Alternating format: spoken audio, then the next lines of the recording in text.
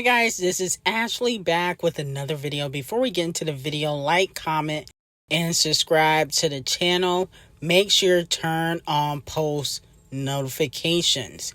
And it's about to get uglier than Cardi B's original face, because it looks like Cardi B will be taking her disses to Nicki Minaj to the booth. Now, as we know, Cardi B went on Spaces to throw some shade at Nicki Minaj because the Barbs, according to Cardi B, were dissing, what is her daughter's name? Festivities, Culture, whatever her name is. They were dissing her daughter and posting inappropriate pictures of Culture.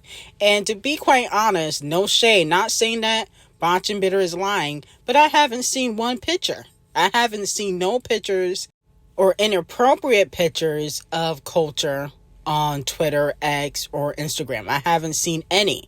But she did clock Nicki Minaj, and she called her old and washed. My kids are so smart. I get back on Twitter, people like shade. But now I know why they were saying shade. Because was throwing me shade. But I don't pay attention because I don't give a about them. Like I said, these bitches are old and washed. I'm not looking at them. I'm not checking for them. Okay? And if you guys remember, Megan Thee Stallion also called Nicki Minaj old recently in the Bigger in Texas song that flopped. No shade, it did flop on the charts. But she did say that people was old as F stuck in a deal. A lot of people feel like she was taking jabs at Nicki Minaj because Megan owns her masters, even though she barely sells any records. But Nicki Minaj, even though she is not in a 360 deal, she does not own her masters. And because Cardi B feels like Nicki Minaj was dissing her by posting the Wendy Williams meme when she gave her speech recently, and people feel like she was throwing shade at Papa Bear Nicki Minaj because she said her kids are so smart. Allegedly, Cardi B will be taking this to the booth, okay? Now, even though her album is pushed back, she could possibly drop a single or a freestyle, and she will be throwing shots and shade at Nicki Minaj because she feel like Nicki Minaj and the Barbs are coming for her and her daughter, Culture, okay? So let me know how y'all feel about it. And you know what? I'm here for the shade. I'm here for Cardi B throwing shade. I'm here for Nicki Minaj throwing shade because it is female rap, okay? There's no such thing as female rap unity. And at the end of the day, I'm hoping that Cardi B really pushes Nicki Minaj's buttons. And so that way, Roman can come back and Nicki Minaj could completely annihilate Botch and Bitter and Megan the Pass Around at the same time. Because they've been throwing shade all year. Nicki Minaj has been paying them dust. It's time to really get in your bag and bring back Roman and completely end these hoes. Now, with that being said, Doja Cat, Planet Her, returns to being the #1 most streamed album by a female rapper daily on Palify, surpassing the Megan Thee Stallion's Megan Act 2 album, okay? This is a good look for Doja Cat. Not a great look for Megan, but Megan low-key has been flopping ever since Nicki Minaj has been paying her dust. See, one thing about Doja Cat, you can say whatever you want about Doja, that she's not really lyrical, she's not really a female rapper, she's a bald-head scallywag. You can say whatever you want about Doja Cat, but she doesn't need rap beef to sell. That's one thing you can say about Doja Cat. You cannot say that she uses rap beef to sell records. And even when she throw disses, most of the time, those records don't be selling. She threw disses at everybody in Scarlet. Scarlet was her worst album. She does better and she thrives better, in my opinion, when she don't be sneak dissing or, dissing the other female rappers. That's when she really thrives, in my opinion. So congratulations to Doja Cat. Unfortunately, Megan, you gotta come harder in 2025 and stop trying to use Nicki Minaj to sell records. But Megan Thee Stallion still had a decent year.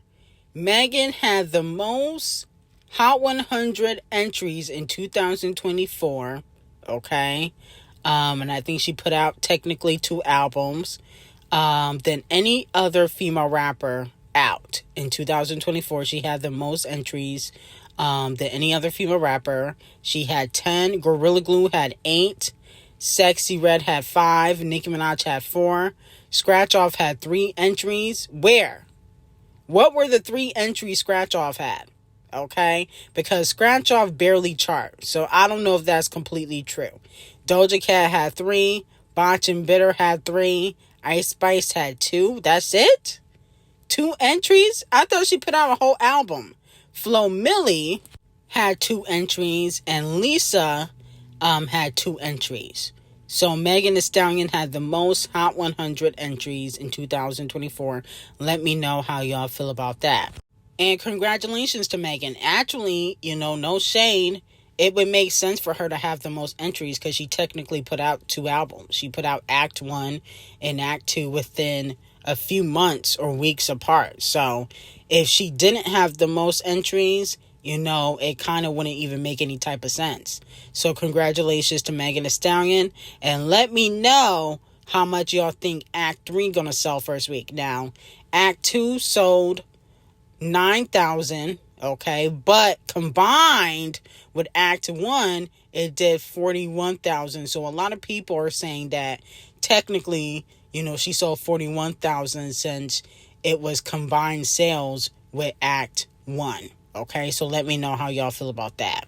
Now, moving on from that, will Cardi B sue? Okay, a lot of fans are saying that Cardi B should fully track the IP address and sue whoever created those pictures of, Off the Cheat and Culture basically sleeping with each other, which is completely inappropriate. Even though technically, I did not see any picture, okay?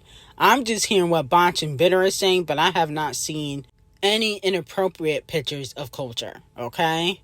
But fans are encouraged her to take legal action, and this could result into a Barb getting sued by Cardi B, okay? And, Megan, she just has a recent lawsuit with a blogger. Okay, that's a Nicki Minaj fan. So let me know how y'all feel about that. I feel like, will she have a case? I think she would only have a case if she can actually find who actually posted those pictures, okay, and made the pictures. It can't be, he said, she said, it can't be imaginary picture. I remember she said Nicki Minaj liked to tweet when she threw the shoe at Nicki Minaj, and allegedly the tweet was fake. So, you can't really trust Section 8 gang or Cardi B when it comes to stuff like that, because sometimes I think Cardi B be imagining things and making up stories in her head. Because I have not seen the picture, and she's been talking about it all day yesterday. So, I don't know. I feel like you can't really trust Botch and Bitter like that.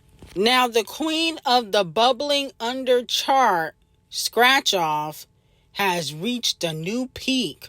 On the bubbling under Hot 100 chart, Brokey by Scratch Off has went to number 1, moved up 4 spots on the bubbling Hot 100 chart, okay? Now, it's been on the bubbling Hot 100 chart for 8 weeks. So, congratulations to Scratch Off. No shade. Scratch Off is the only female rapper I know that constantly charts on the bubbling under chart, but never on the Hot 100 chart. I wonder why that is, okay? I feel like people only support Scratch Off on social media. Y'all really don't support her in real life. I don't understand how somebody that always gets hit tweets on social media, everybody was saying how Scratch Off's album was better than Pink Friday 2. Oh, Scratch Off has evolved musically, blah, blah, blah. But y'all don't support her. And she got a BBL. She light-skinned. She's a certified side chick. I mean, why don't y'all support Scratch Off? Usually the light-skins be winning, okay? Y'all say she's talented. Y'all was bigging her up against Ice Spice, but no support on the charts. Wow. But it also has been reported that Scratch Off Sunday service has now earned over 100 million streams worldwide. So congratulations to Scratch Off on that. I think some of this is payola, because I'm like, how you only sell, I think, 29,000 first week. Most of your songs did not chart on the Hot 100, but you expect me to believe that Mistress Service did 100 million in streams? I mean, come on now. Do you really think I'm Boo Boo the Fool? I don't think so. I don't know if I fully believe this, but congratulations to Scratch Off. Okay? Now, as for Queen Bee's and Post Malone's Levi Jeans have now earned over 100 million in streams worldwide. Now, this is more believable because Post Malone is popping, especially in country, and we already know Queen Bee can do numbers, okay? I don't really like this song like that, but I'm pretty sure a lot of Caucasian people, a lot of country listeners probably have been streaming this music, even though I think Cowboy Carter is probably Queen Bee's worst album to date, okay? Queen Bee needs to go back to R&B. I don't know why she even decided to go country. I know she wants to scam me, but, you know, she should have stuck to pop.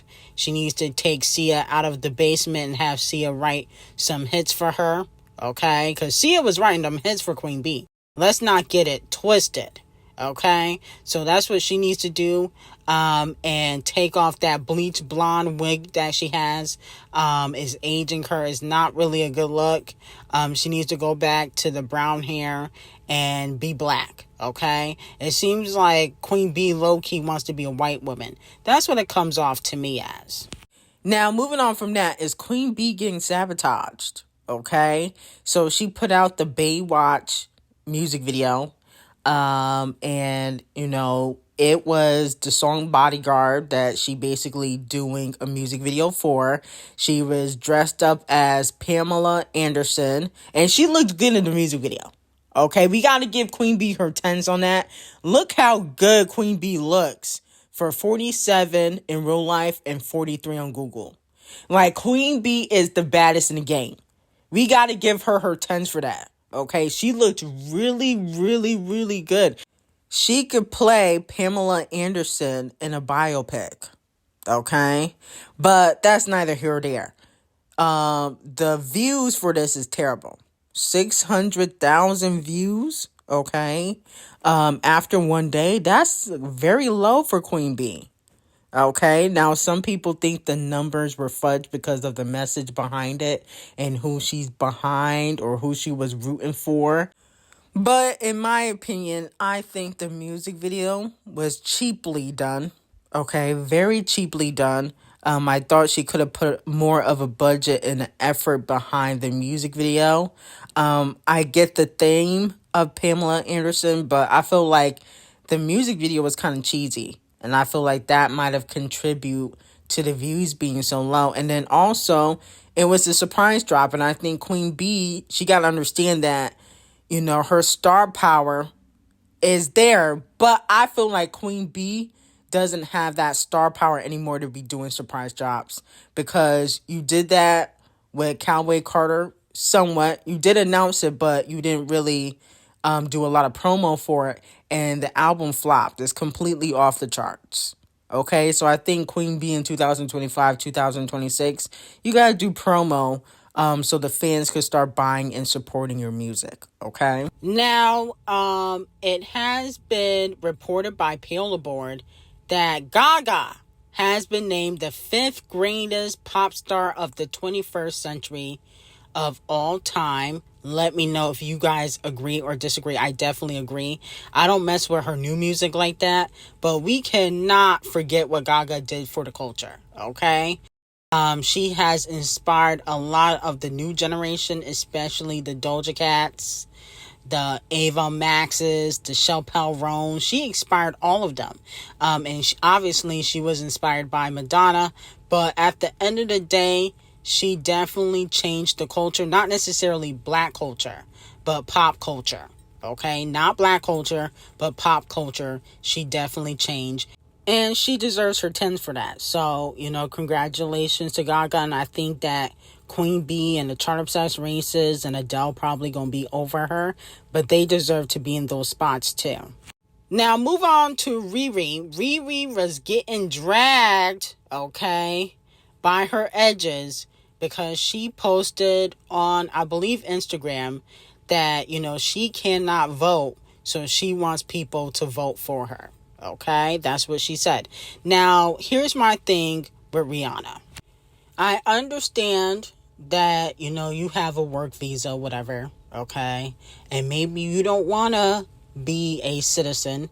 But at the end of the day, stop every 4 years saying that we need a vote for you because you cannot vote when you have the opportunity to vote, okay?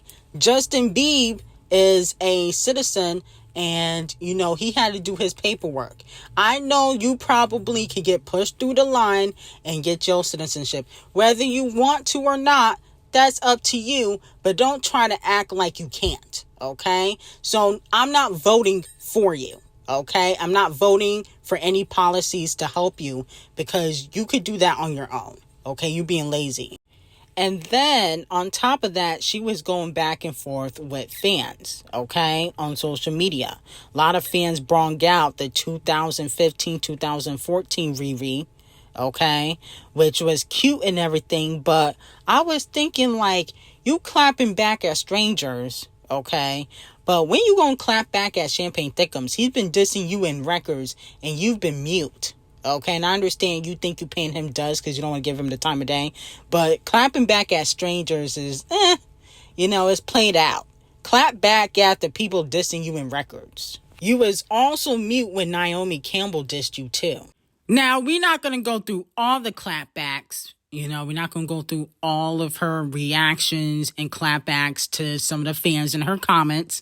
But a fan said illegal voting is a crime. Maybe you should be arrested for trying, because she just said that she was trying to vote, even though she's not a citizen, even though I think she was obviously being sarcastic.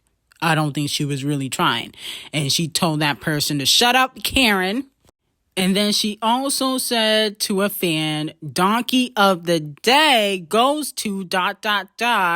when a fan said that the two people that were running for president were the same. Okay, so she was clapping back like it was 2014, but I was thinking about how comes you didn't clap back at Naomi when she was throwing shade? Or how comes you don't clap back at Champagne Thickums when he been dissing you in records? I don't mind the clapbacks, but I also feel it would be nice for you to clap back at the people that been coming for you. Okay, fans and, Instagram pages, you don't really know them. You know Naomi. You know Champagne Thickums. Okay? They've been coming for you for a while now. So I think you should clap back at them too. Now, moving on from that, Scratch Off revealed that her budget has indeed gotten cut. Okay? Scratch Off revealed that her label, RCA the Colorist, wasn't going to pay for the Brokey music video. So she had to rely on her sponsorship by boys to pay for the music video, and that's why it was so cheaply done. Okay, because the budget for the music video was probably $200. That's basically what I saw. It looks like her budget has officially gotten cut because she don't sell records. Her last album only did 29,000 first week. She's not charting. She's under the bubbling under chart every time she drops music. And so RCA the Colorist, they're done with Scratch Off. It seems as though they should completely drop Scratch Off. I think this would be a great idea, and start pushing Normani. Okay, Normani sold 10,000 because she wasn't getting a push. If she actually had gotten a budget and a push, she could have at least sold I believe 50,000, 60,000 first week. Okay, so Scratch Off is done out here. Okay, this is kind of embarrassing, but I'm glad that she's admitting the truth. Now, it is evident who won and who lost the election. Okay, we already know who won. And with that being said, fans are blaming Megan and Botch and Bitter. Okay? Let me know how y'all feel about that. Okay? Botch and Bitter got to come to the front of the congregation. A lot of people think it's her speech that made Kamala lose.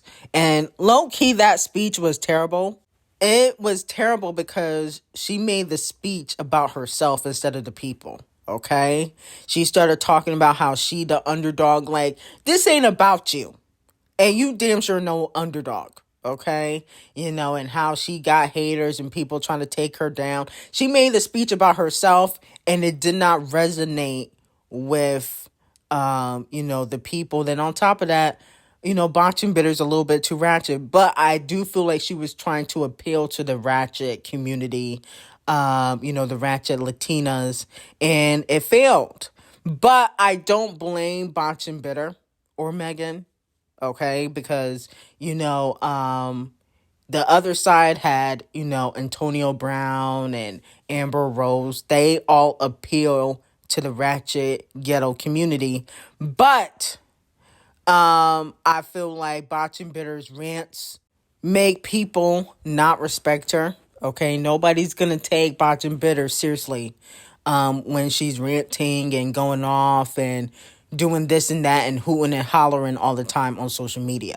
But that's not why Kamala lost, okay? There was a certain demographic that was voting for the other side, even though the other side don't really mess with them like that. But a certain demographic, and we know who it was. Technically her demographic, Botch and Bitter's demographic, no shade, they was voting for the other side, and that's why, in a lot of different states, the other side won, okay?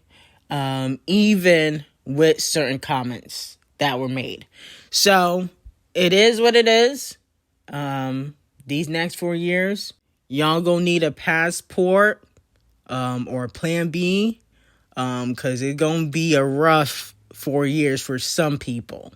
I ain't gonna say who, because y'all know who y'all are, okay? But it might be a rough 4 years. I'm not even gonna say might. It's gonna be rough. No shade. It's gonna be a rough 4 years for certain people in this country. But at the end of the day, that's who y'all voted for. So it is what it is. But I don't blame Botch and Bitter. I don't blame her at all. Even though I feel like she contributed to it. I feel like people were going to vote how they were going to vote anyway. Okay? But that speech was terrible, and Botch and Bitter should definitely not do any more speeches anywhere else. Not at a war show. Not at a political event. Nowhere. Okay? I think she should just stay home and watch over her 3 kids and call it a day.